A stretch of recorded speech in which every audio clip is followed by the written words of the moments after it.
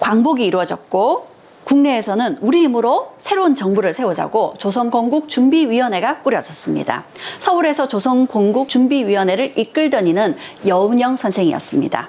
그리고 평안남도 지역의 조선건국준비위원회의 위원장이 조만식 선생이었죠. 여운형 선생이 남쪽에서, 조만식 선생이 북쪽에서 새로운 정부를 수립하기 위한 건국준비위원회를 이끌어가고 있었던 겁니다. 해방이 됐습니다. 기쁜 소식이었지만 놀라운 소식이었죠. 해방이 되고 난 이후 사회 질서가 쉽게 잡히지 않을 수 있습니다. 그러한 혼란한 시기에 북쪽에서는 조만식 선생이 이렇게 질서를 잡아나갔습니다. 전쟁에서 진 일본인에게 해를 입히는 일은 하지 맙시다. 또 조선 동포끼리 사사로운 복수를 하지 말고 서로 뜻을 모아 새로운 사회를 만드는데 힘써야 합니다. 그렇게 조금씩 혼란을 수습해 가던 즈음 남쪽에는 미군이, 북쪽에는 소련군이 주둔하게 되죠. 소련군은 북쪽에 공산주의 정권을 세우고자 했습니다. 그런데 그러기 위해서는 일단 민심의 지지를 받는 누군가를 내세울 필요가 있었습니다.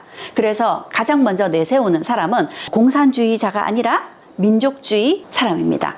이거는 공산주의 정권을 수립했던 다른 나라의 경우에도 그러했습니다. 소련은 항상 민심을 내 편으로 만들기 위해서 민심의 지지를 받는 사람을 먼저 앞에 내세웁니다.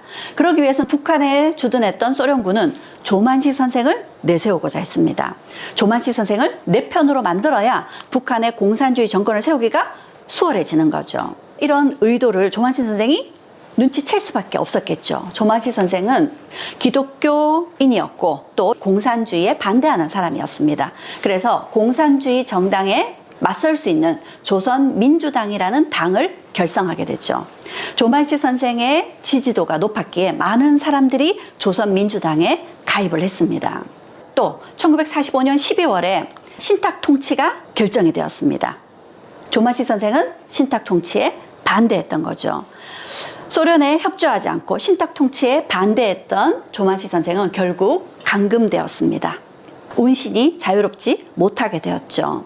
그에게는 일부의 측근과 가족들만 한 달에 한두 번 면회가 가능했습니다.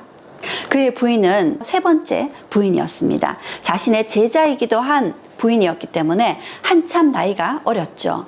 그 부인에게 나는 여기서 인생을 마무리하게 될 것 같으니 아들을 데리고 빨리 38선을 넘어가라. 자유가 없는 이 땅에 남아있게 할 수는 없지 않겠는가. 그렇게 부인을 남쪽으로 내려가라고 합니다. 그리고 부인에게 봉투를 하나 줍니다. 집에 가서 열어보라고 합니다. 그 봉투에는 조만식 선생의 자른 머리카락이 들어있었습니다. 혹 자신의 죽음이 확인되면 빈 관을 쓸 수는 없으니 이 머리카락을 넣어 무덤을 만들라는 뜻이었죠. 그뿐만 아니라 조만식 선생을 남쪽으로 모시고 오려는 많은 사람들의 노력이 있었습니다. 여운형 선생 역시도 밀사를 보내어서 조만식 선생을 남쪽으로 모셔오려고 애를 썼고요. 김규식 선생을 비롯한 많은 남쪽의 인사들이 조만식 선생을 남쪽으로 모셔오려고 했습니다. 특히 1948년에 남북이 하나의 정부를 세우기 위해서 북쪽의 지도자들을 설득하러 올라가셨던 김구 선생님. 김구 선생이 북한의 지도자에게 조만식 선생을 풀어달라고, 남쪽으로 데려갈 수 있게 해달라고 요청을 했었습니다. 그런데 그 당시 김일성은 자신이 할 수 있는 일이 아니다 하고 거절했다고 하죠. 이런 많은 시도들이 있었습니다. 어떻게든 호텔에 유폐되어 있던 조만식 선생을 구출해서 남쪽으로 모셔가고자 하는 많은 노력들이 있었죠. 그런데 그때마다 조만식 선생은 나의 일신을 염려하지 마시오. 나는 북한의 1천만 동포와 생사를 같이 하겠소. 라는 뜻을 굽히지 않으셨습니다. 조만식 선생과 뜻을 함께하던 주위의 많은 사람들 모두 남쪽으로 내려갔습니다. 그리고 북쪽에 있던 기독교를 믿는 사람들도 대거 남쪽으로 내려갔죠. 그러니 조만식 선생의 지지 기반은 약해질 수밖에 없었습니다.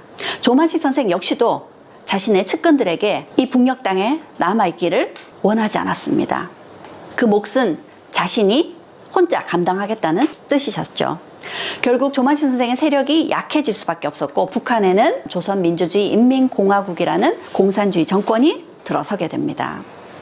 그 당시 상황이 어떠했는지는 북쪽에서 있었던 일이라 우리가 정확하게 알 수가 없습니다. 그런데 1990년 우리가 소련과 수교를 체결하게 됩니다. 냉전이 종식되게 되면서 소련과 우리나라가 국교를 체결하게 된 거죠. 그러면서 소련으로부터 많은 그 당시의 자료를 얻게 되고 사실을 확인할 수 있었습니다.